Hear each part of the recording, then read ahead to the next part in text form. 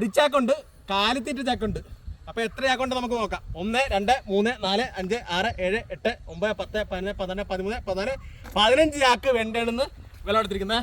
ഏറ്റവും അടിപൊളിയായിട്ട് ചെയ്യാൻ പറ്റിയ വെണ്ടയാണിത്. സാമ്പ്രാട്ട് എന്ന ഇനത്തിൽപ്പെട്ടാണ് കേട്ടോ. ഈ ഏരിയ പ്രത്യേകിച്ച് ഫുള്ള് വിജനമായ സ്ഥലമാണ്. ഇത് എങ്ങും ഇടാൻ സ്ഥലമില്ല കേട്ടോ. ഇവിടെ ഇപ്പം വളരെ വെയിൽ കുറഞ്ഞൊരു സ്ഥലം ഇതാണ്. വെണ്ടയുടെ പാത്തി തന്നെ വിലയെടുത്ത് അങ്ങാണ്ട് ഇട്ട് പോവുകയാണ്.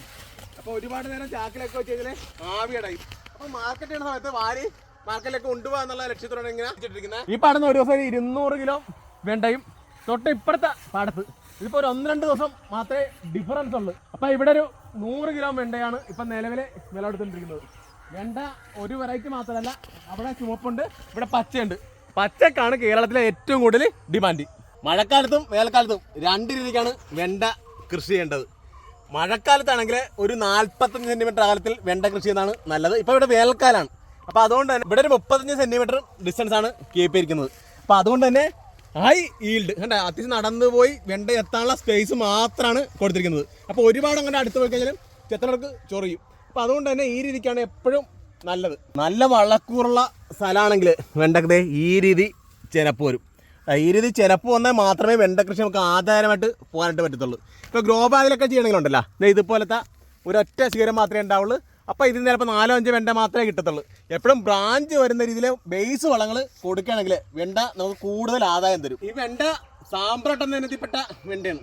ഇച്ചിരി വെയിറ്റ് കുറവാണ് കേട്ടോ. പക്ഷേ ഇതിൻ്റെ ഒരു ഗുണമെന്ന് വെച്ചാൽ ഇളം പച്ചയാണ് കേട്ടോ. ഈ തമിഴ്നാട്ടിൽ നിന്ന് മറ്റുള്ള സ്റ്റേറ്റിൽ നിന്നൊക്കെ വരുന്നതെന്ന് വെച്ചാൽ കരിമ്പച്ചയാണ് വരുന്നത്.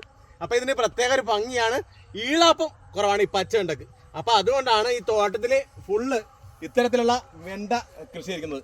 ഇപ്പോൾ കമ്പനിയൊക്കെ ഒരുപാട് പ്രൊഡക്ഷനാണ് പറയുന്നത്. പക്ഷേ കേരളത്തിലെ കൃഷി ചെയ്യുമ്പോൾ നമുക്ക് ഒരു വെണ്ടയിൽ നിന്ന് ഒരു 30-35 വെണ്ടയെ നമ്മൾ പ്രതീക്ഷിക്കുന്നുള്ളൂ.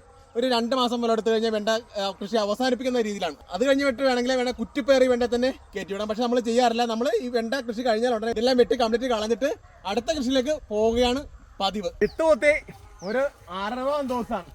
60 ദിവസം നമ്മുടെ ഹൈറ്റിലേക്ക് വരും. ഇഷ്ടംപോലെ ചെനപ്പും വന്നിട്ടുണ്ട്. അപ്പോൾ ഈ സമയത്താണ് വെണ്ട ഏറ്റവും കൂടുതൽ വെള്ളം തരുന്ന സമയം. നമ്മൾ പറഞ്ഞ ചാക്ക് നോക്കിയേ, ഇത്തരം ചാക്കിലാണ് പ്രധാനമായിട്ടും വാരണം കേട്ടോ. അപ്പോൾ ഒരുപാട് നേരം ഇരുന്നാലും ആവി അടയും. അപ്പോൾ അതുകൊണ്ടെല്ലാം കംപ്ലീറ്റ് ചെത്തി തീർന്നിട്ട് വാരാനിരിക്കുകയായിരുന്നു. അപ്പോൾ ഇതെല്ലാം വാരി ഇനി മാർക്കറ്റിലിട്ട് കൊണ്ടുപോകണം. മൈക്രോ ന്യൂട്രിയൻ്റായിട്ടുള്ള വളങ്ങൾക്കും പ്രാധാന്യം കൊടുക്കണം. അപ്പോൾ ഇവിടെ മണ്ണ് പരിശോധിച്ചപ്പോൾ ഉള്ള റിസൾട്ട് പ്രകാരമുള്ള വളങ്ങളാണ് പ്രധാനമായിട്ടും കൊടുക്കുന്നത്. ഇവിടെ ബോറോണിൻ്റെ ഡെഫിഷ്യൻസി നന്നായിട്ടുണ്ട്, മഗ്നീഷ്യത്തിൻ്റെ ഡെഫിഷ്യൻസി ഉണ്ട്, പൊട്ടാഷ്യം ഡെഫിഷ്യൻസി ഉണ്ട്. അപ്പോൾ അതൊക്കെ കൃത്യമായിട്ട് നോക്കാതെ കുറേ ജൈവവളങ്ങൾ മാത്രം ഇട്ട് കൊടുത്താൽ കൃഷി ഒരു കാരണവശാലും വിജയിക്കില്ല. അപ്പോൾ അങ്ങനെയുള്ള വളങ്ങൾക്കൊക്കെ ഏറ്റവും കൂടുതൽ പ്രാധാന്യം നമ്മൾ കൊടുക്കണം.